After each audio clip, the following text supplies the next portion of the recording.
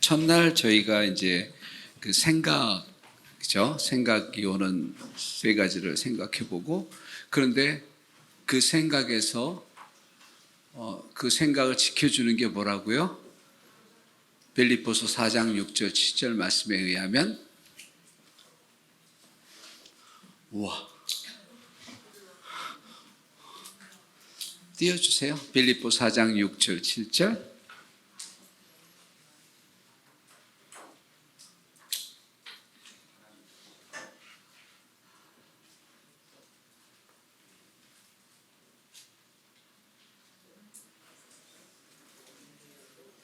네, 됐습니다. 네. 자, 이제는 뭔가 좀 잡히세요, 그림이? 어떻게 나의 생각이나 마귀가 주는 생각에서 자유할 수 있을까? 염려하지 말라라는 말은 생각을 받아들여서 그 생각 위에서 이렇게 그 생각이 새끼를 치고 막 또 생각하고 이런 것들을 하지 말라는 얘기죠. 그러지 말고 모든 일에 기도와 간구로 너희 구할 것을 감사함으로 하나님께 아뢰라. 기도하라 그 말이죠. 간단히. 그리하면, 기도하면 그거예요. 기도하면 모든 지각에 뛰어난 뭐가? 하나님의 평강이 그리스도 예수 안에서 너희 마음과 생각을 지키시리라. 그럼 우리 마음과 생각을 지키는 게 뭐다?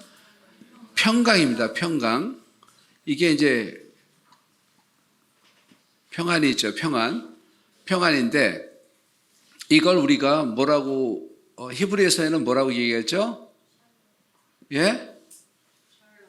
그렇죠. 우리가 샬롬 그럽니다.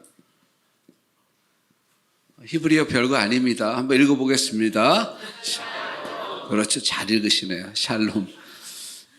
이게 이제 샬롬이라는 말이 나오는데 그 평화죠. 평화. 다른 말은 이제 여기 또 평화 같은 말입니다. 평화, peace. 평화인데 이것에 어근이 되는 말이 있어요. 근데 이제 샬롬 할 때는 이렇게 샬롬 똑같아. 샬람입니다. 뭐라고요? 샬람 혹은 샬렘, 예루살렘 할 때 살렘 이런 겁니다. 자, 샬롬 하고 인사를 하죠. 평화. 근데 이 평화가 그냥 오는 게 아니에요. 근데 이 샬람이라는 말이 출애굽기 21장에 나타나는데 출애굽기 21장으로 가서 잠깐 봅니다.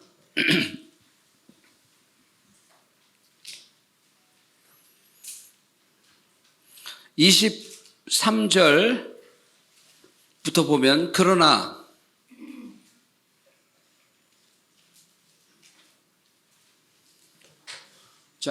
다른 해가 있으면 갑대, 생명은 생명으로, 눈은 눈으로, 이는 이로, 손은 손으로, 발은 발로, 된 것은 된 것으로, 상하게 한 것은 상함으로, 때린 것은 때림으로 갚을 지니 이렇게 되어 있습니다. 갚아야 된다. 여기서 갚는다.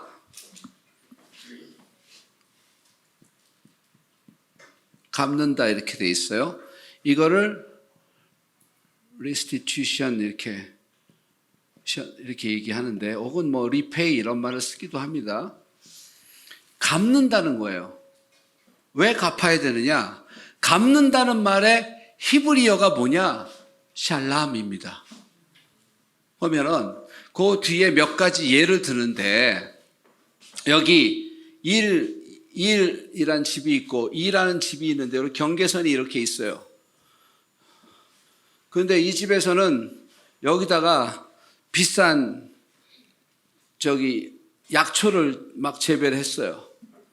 이 집은 뭐 동물들을 많이 키웠어. 그럼 염소가 무지 많아. 그래서 염소를 여기다 길렀어. 근데 어느 날 이 염소가 이 주인이 어떻게 하는지 일로 막 넘어와가지고 이걸 다 밟아버렸어요. 약초를. 그래갖고 엄청난 손해가 났어요. 근데 이웃이야, 서로가. 그래서 이게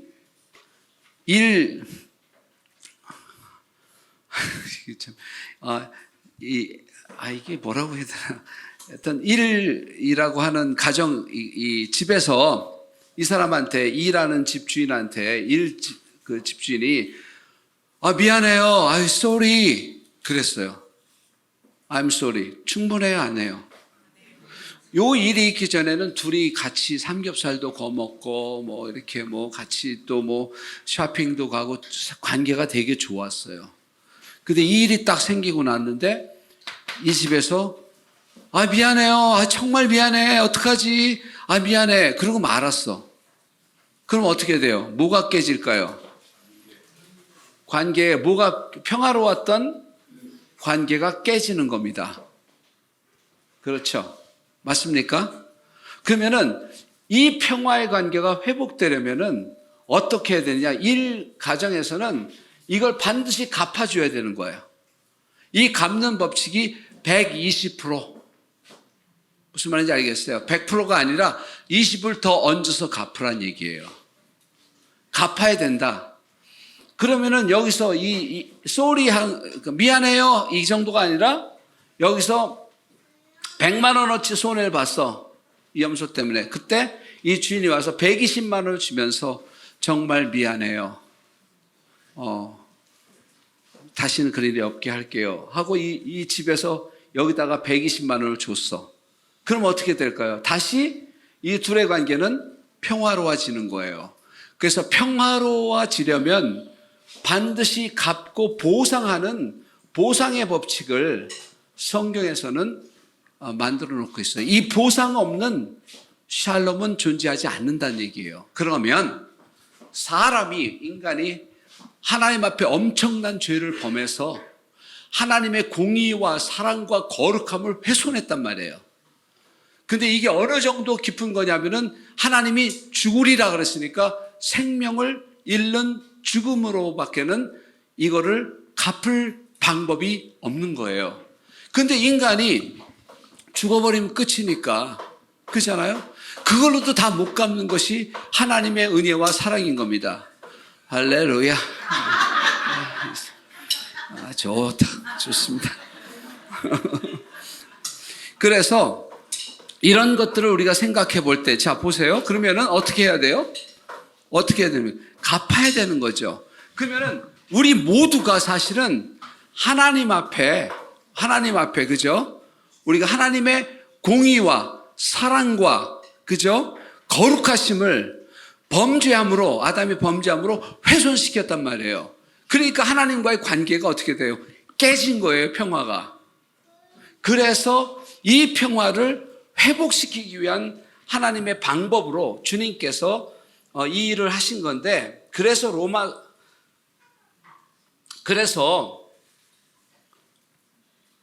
로마서 5장 1절에 보면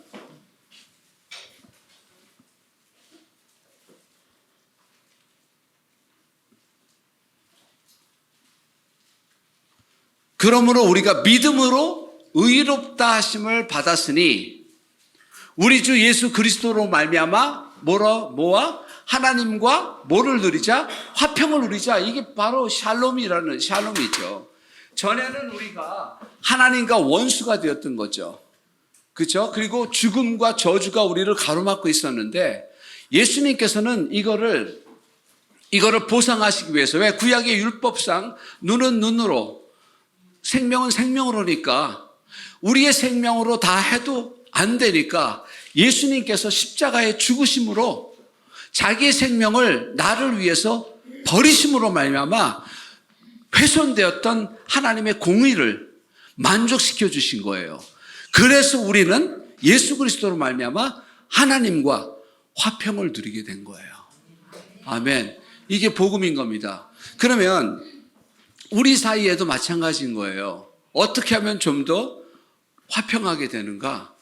이 보상의 원리를 꼭 기억하셔야 돼요. 그렇다고 딱 계산해 갖고 7,000원 내가 떼어먹었으니까 거기다 20% 해 갖고 8,400원 이렇게 계산적으로 한다는 뜻이 아니라 뭔가 우리가 이렇게 되돌려 놓는 것이 엄청나게 놀라운 평안을 누리는 방법이기도 합니다. 이 영적 원리입니다. 이걸 예수님이 하셨고 이웃과의 관계에서도 한 거예요. 그래서 하나님 율법이 율법을 딱 한마디로 묶어서 예수님이 해석을 하셨어요. 뭐라고 예수님은 율법을 말씀하셨죠?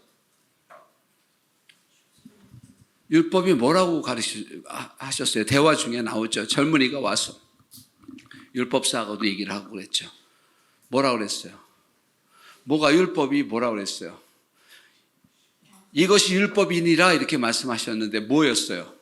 내 마음과 뜻과 힘을 다하여 주 너희 하나님을 사랑하고 내 이웃을 내 몸과 같이 사랑하라 하시니라.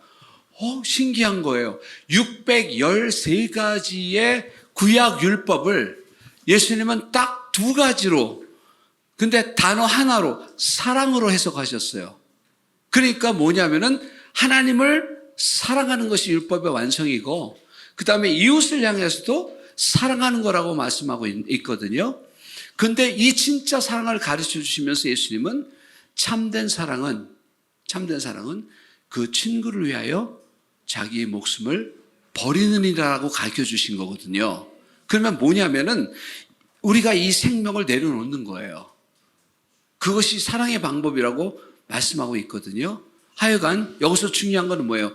예수님의 복음이 우리에게 알려주는 거는 내가 갚아야 될 그 엄청난 빚 같은 것들을 정말 예수님께서 다 갚으신 거예요. 그래서 여러분은 빚진 자가 아닌 거예요. 그러니까 이거는 어떤 것으로도 못 갚으니까 예수님의 아주 고귀한 생명을 피를 흘리신 거예요. 왜 이 피가 중요하냐면 그리스도의 피. 이 피를 마시지 않으면 생명이 없다 그랬어요. 예수님께서 요한복음에. 근데 이걸 또 잘못 초대교회에서 성찬식을 하니까 이거는 고기와 피 먹는다고 크리스찬들이 식인종이라는 소문이 퍼졌었어요. 로마의 당시에 잠시. 그러니까 오해한 거죠. 그러니까 살을 먹고 피 마신다고. 근데 그런 뜻이 아니거든요. 근데 이 말을 하니까 예수님이 직접 말씀하시니까 사람들이 많이 떠났다고 돼 있어요. 그리고 어렵도다 그랬어요. 이 해석이 안 되는 거예요. 이게 도대체 무슨 말인지 그 당시에 유대인들이 예수님께 직접 들으면서도 이해가 안 되는 거예요. 안아주세요. 괜찮아요? 오케이. 필리핀에서도 한번 그랬는데. 그죠? 그래서, 자, 그러면은 이 피가, 잘 들으세요. 왜 우리는 예수님의 피의 권세라든지 이 능력이라든지 이런 말을 쓰는지 굉장히 중요한 부분을 지금 이야기하고 있는 거예요. 자, 구약에서는 어떤 사람들의 죄가 용서되기 위해서 짐승을 잡아서 피를 흘렸다고 돼 있어요. 근데 그 피로는 영원한 속죄를 못 이루니까 영원한 속죄를 이룰 그 피가 필요했던 거죠. 그래서 예수님의 피의 권세와 능력이라는 게 무슨 말이냐면은 이 갚는다는 보상의 의미에서 샬람이라는 측면에서 본다면은 내가 갚아야 될 게 너무 많은 거예요. 너무 많은 죄를 지어서 하나님께 보상으로 해드려야 될 게 생명이 몇백 개 갖고도 안 되는 거예요. 그렇게 엄청난 거예요. 이랬을 때 우리는 할 수가 없으니까 우리가 예수님을 믿는다 그 말은 예수님께서 나를 대신해서 나의 죄를 짊어지고 그 피를 생명을 쏟으셨다는 거거든요. 그 사실을 믿는 거 아니겠어요? 그 순간에 그러면은 이 피가 능력으로 역사하는 거거든요. 그 피가. 그래서 피가 증거하는 거예요. 근데 이 피가 얼마나 중요하냐면 그쪽만 그 언약궤 위에 뿌려진 언약궤 쪽만 좀 보여주세요, 먼저. 시간이 많지 않기 때문에 오전 시간이. 예, 그러면 자 보세요.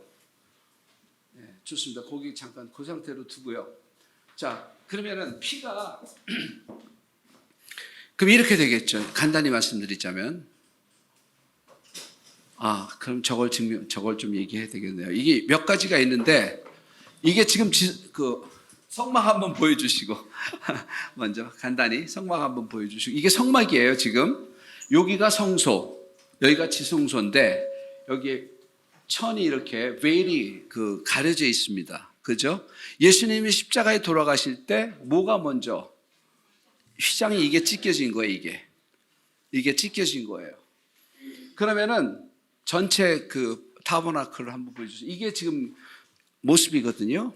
이제 문은 동쪽으로 나 있어요. 왜 동쪽으로 나 있는가 하면은 아담과 하와가 범죄한 후에 에덴의 무슨 쪽? 동쪽으로 옮겨간 거예요. 그러니까 동쪽으로 옮겨갔다는 이야기는 이 사람이 언젠가 다시 하나님께 돌아올 때 이 동편에서부터 온다고 생각했기 때문에 동쪽을 향해서 문이 나 있는 거예요. 그러면은 이 안에 들어가면 번제단이 있고 요걸 물두멍이라고 얘기를 해요. 번제단에서 번제물을 잡고 다 태워서 올려보내고, 그죠? 그리고 여기서 잡은 피를 가지고 1년에 한 차례 욤키푸르 날에 이 지성소 안에 들어가는 거거든요. 반드시 여기서 씻고 이 안에 들어가는 거죠. 그럼 성소 안에 들어가면 성소의 모습은 이렇게 돼 있어요. 이거 좀 이따가 조금 자세히 교회론을 이야기하면서 보겠는데, 어떤 떡상과 등대와 분향단이 있어요. 근데 우리는 그 안에 베일 건너편에 가는데, 왜? 1년에 한 차례씩 전체 백성을 죄를 속하기 위해서 대제사장이 1년에 한 번만 딱 들어가요. 피를 가지고.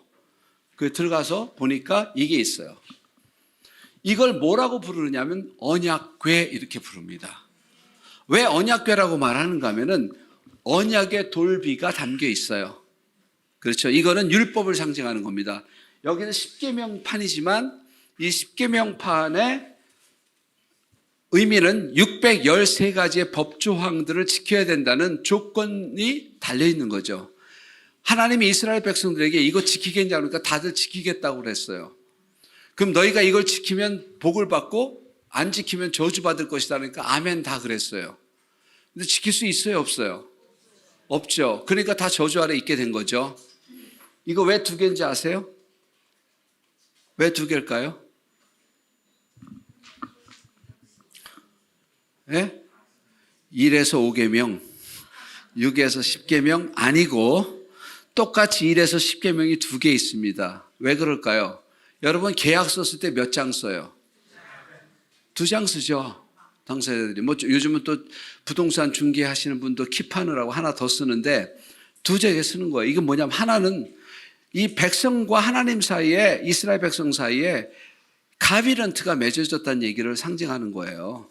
그리고 요거 2개는 뭐냐? 근데 이게 왜 있느냐? 물어보니까 어떤 우리 청년이 대답을 하더라고요. 기념품이래. 광야 생활의 기념품. 광야 생활에 있었던 일을 기념으로 모아놨다. 이 기념품 아니고요. 이거는 인간의 죄를 상징하는 거예요. 율법을 범하는 죄. 하나님의 권세를 대적해서 주의 종을 거스리고 대적했던 죄, 아론을 거스렸던 죄. 이건 뭐예요? 불신, 광야에서 무슨 식탁을 베풀 수 있겠느냐. 하나님인들. 이러면서 했던 모든 죄인데 이거는 깨진 언약, 이거는 반역, 이거는 믿음 없는 것들을 상징하는데 요거를 덮고 있는 요 윗부분을 뭐라고, 이 상자를 덮고 있는 윗부분을 뭐라고 하는가 하면 시은좌 이렇게 말합니다. 들어보셨어요? 시은좌? 예, 자비석, mercy seat 이렇게 돼 있는데 그럼 어떻게 하느냐면은 피를 가지고 오면 여기다가 뿌리는 거예요. 위에다가. 피를 뿌려주세요.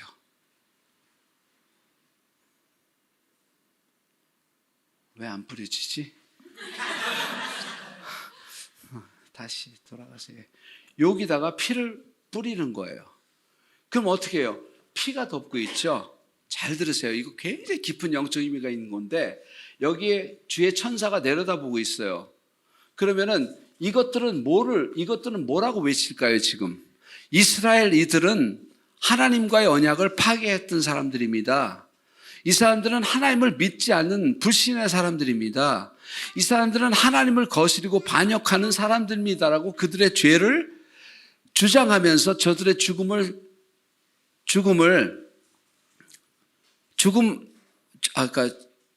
당위성을 계속 이거는 말하는 거예요. 죽어야 된다고. 그럴 때 피를 가지고 와서 피를 뿌리는 거예요. 그럼 피는 뭐라고 말을 하는가 하면은 맞아. 다 맞아. 네 말이. 저들은 법도 어겼고 죄인이고 하나님을 반역하고 믿음도 없어. 죽어야 돼. 방법이 없어. 그래서 내가 죽었어라고 피가 외치는 거예요. 무슨 말인지 아시겠습니까? 그럼 예수님의 보혈은 뭐냐면은 예수님의 보혈은 이 모든 마귀의 참소를 전부 다 잠잠케 하는 능력이 그 피 안에 있다는 거예요. 그 보혈의 능력을 우리가 힘입고 나갈 때 그 보혈의 능력은 어떤 능력이냐? 내가 죄인이 아니라 예수 그리스도께서 대신 죽으심으로 나는 완전히 의로운 존재로 하나님과 화평한 사람, 하나님의 자녀다라는 것을 뭐가 증거하냐면 피가 증거하는 거라. 그 피가. 그래서 예수님의 보혈에 능력이 있는 거예요. 자, 사탄의 공격. 사탄은 우리를 뭘 위해서 공격? 우리를 죽게 하려고. 그렇죠? 우는 사자가 다니면서 삼킬 자 찾는다. 그럼 사자가 삼키는 게 뭐예요? 죽는 거 아니에요? 그런데 여러분, 우리 안 죽습니다. 믿으십니까? 주님이 대신 죽으셨기 때문에 우리는 절대 안 죽습니다.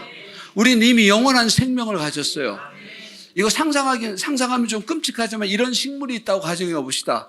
어떤 식물이 있는데 던져서 막 밟고 막 던지고 물 붓고 뭐 불 태워도 안 죽는 식물이 있다고 생각해 보세요. 조금 좀 괴기 영화 같죠. 그런데 이거보다 더 영원한 생명이 여러분 안에 심긴 거예요. 예수님으로 말미암아서. 그래서 우리가 예수 그리스도의 보혈의 권세와 능력으로라고 말하는 순간 마귀가 떨고 도망간다 이런 얘기 많이 들으셨죠? 왜 그러냐면은 이 피가 증거하는 거예요. 이 피는 화평의 평화의 당위성을, 이 피는 모든 죄에서 용서되고 의로워졌다는 것을 증거하고, 이 피는 마귀의 모든 공격과 죽음으로 몰아가는 저주에서 해방되었다고 이 피가 외치고, 그래서 이 피가 증거하고 있다는 얘기입니다. 그래서 히브리서에서는 아벨의 피보다 훨씬 더 나은 피다. 예? 이 피가 증거하고 있는 겁니다. 이제 왜 우리가 보혈 찬송 부르는지 아시겠어요? 왜 그 힘이 나는지 아시겠어요? 그걸 부르는 순간에 이 예수 그리스도의 피의 권세와 능력이, 그 능력이 증거하는 거예요. 여러분 피가 증거하는 거예요. 아니라고 하지 마세요. 다 우리는 그냥 죄인이고 마땅히 그건 죽어 마땅하고 이거 저주의 인간이에요. 우리는 그렇게 사탄이 말할 때 그러라는 거죠. 그 유명한 이야기 있잖아요. 그 존 캘빈이 자기의 그 간증처럼 자서전의 한 부분에 써놓은 건데, 사탄이 와서 자꾸 마음에 공격을 하더라는 거죠. 너는 이런 죄도 지고 이런 죄도 지고 이런 죄도 지었지 않느냐. 그러니까 막 고민이 됐대요. 진짜 나가 이런 사람이 무슨 종교개혁가인가? 내가 정말 새로운 운동을 시작할 수 있을까? 하고 막 고민하는데 마음속에 성령님의 음성이 들려오더라는 거예요. 존 칼빈에게. 뭐라고 했냐면, 그래 맞다고 해라. 그래서 내가 너를 위해 죽었잖아. 확 눈이 떠진 거예요. 그래가지고는 뭐라고 하는가. 그래 맞아. 전에는 내가 어떻게든지 아닌 것처럼 했는데 맞아. 나 죄인이야. 그래 나 강도 같은 자야. 나 음란한 자야. 나 욕심 많고 나 허영 많고 나는 안 돼. 그래서 예수님이 죽으셨다. 와, 피가 증거하는 거예요. 할렐루야. 여러분 이게 얼마나 이게 복음 아닙니까? 이 예수님이 복음인 거예요. 그래서 여러분은 뭐라고요? 내가 갚을 능력이 없으니까 주 예수님이 다 갚아주셨다. 그래도 여러분을 괴롭히고 생각나는 거 있으면 꼭 찾아가셔서 갚으십시오. 120%. 아셨죠? 왜냐하면 이게 없으면 평안이 안 되는. 그래서 이 보상으로 인한 화평이다. 그러니까 어떻게 보면 예수님은 내가 손상시킨 모든 걸 회복하신 분인 거지. 그러니 이 피에 능력이 있는 겁니다. 할렐루야. 이 보혈이 우리를 덮고 있습니다. 그러니까 이게 피가 뿌려진 상태, 뿌려지면 뭐예요? 피가 저 밑에 있는 모든 그 죄를 덮는 거예요. 저기를 뭐라고 말한다고요? 시은좌, 은혜의 보좌. 이제 이해하셨어요? 저기가 바로 은혜의 보좌입니다. 어디로 가 있는 거예요? 피 뿌려진 저 위로 가는 겁니다. 그러면 그 위에 빛이 나죠? 그 위에 저렇게 빛이 나고 위에서 구름 기둥처럼 이렇게 내려오죠. 이걸 영광인데 하나님의 영광이 임하는 거를 뭐라고 그래요? 쉐키나. 하나님의 영광이라고 말하는 거예요. 그럼 하나님의 영광이 아까 우리가 복음 이사야서 61장에 하나님의 영광을 드러낼 자다. 그러면은 하나님의 영광이 어디에서 나타난다? 어디에서? 그 피 뿌려진 위에서. 여러분, 사탄은 자꾸 이렇게 말하는 거예요. 너 자신을 봐라. 소크라테스도 너 자신을 알라 그랬는데 우리 자신 들여다봐야 볼 거 하나 없습니다. 마귀는 자꾸 우리를 보고 너는 안 돼, 이것밖에 안 돼 이렇게 얘기하는데 성경은 뭐라고 그러는가 하면 주를 바라보라. 믿음의 주에 온전케 하시는 이를 예수를 바라보라. 예수를 바라보는 거예요. 그때 그분의 피의 능력이 우리를 덮고 사단의 입을 다물게 만들고 공격 대신 10길로 도망가게 만들고 사단의 모든 음모가 철저히 파괴되고 실패하고 주님의 승리가 세워지는 겁니다. 할렐루야. 이게 보혈의 능력인 거예요. 피로 구속을 받는다. 그 피로 구속고 죄사함받는다. 이 구속이라는 말이 그 피로 값을 지불하고 여러분을 사냈다는 거예요. 그 예수님의 피, 예수님의 생명의 값으로. 할렐루야. 이 얼마나 놀라운 거예요. 믿습니까? 응? 변찮는 주님의 사랑과 우리. 아니, 좀 분위기가 부흥회식으로 가네. 옛날 부흥회식으로. 내가 그렇게 배워서 그런가 봐요.